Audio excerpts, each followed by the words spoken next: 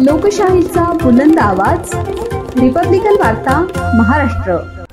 फुलंब्रीत रात्री तहसीलचा गेट तोडून Hyva truck चोरी।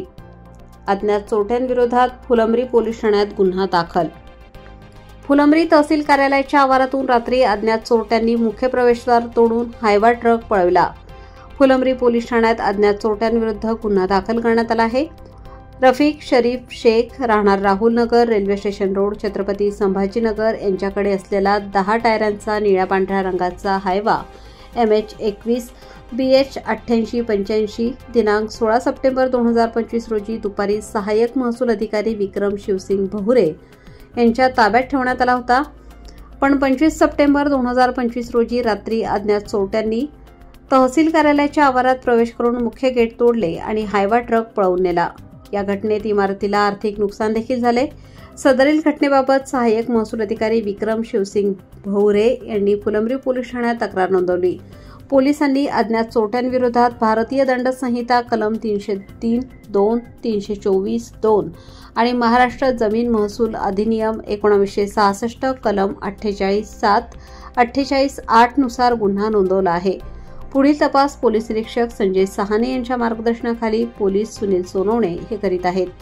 24 सप्टेंबर 2025 मध्ये रात्री साधारणतः 8:30-9च्या दरम्यान रफिक शरीफ शेख यांनी त्यांचा अवैध उत्खनन व या आधारे पकडण्यात आलेला हायवा जो तहसील कार्यालयात लावण्यात आला होता तो तहसील कार्यालयाचं गेट पळून गेला। या विरोधात आम्ही पोलीस स्टेशन फुलंब्री येथे गुन्हा दाखल करत आहोत व ह्या अशा पद्धतीच्या घटना वारंवार घडू नये यासाठी RTO ऑफिसला दंडात्मक कारवाईसाठी तसेच गरज भासल्यास MPDM कायद्याअंतर्गत यावर कारवाई करण्यात येईल।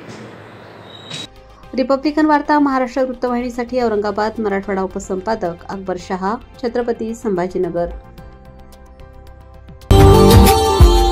Subscribe now and press the bell icon. Never miss an update.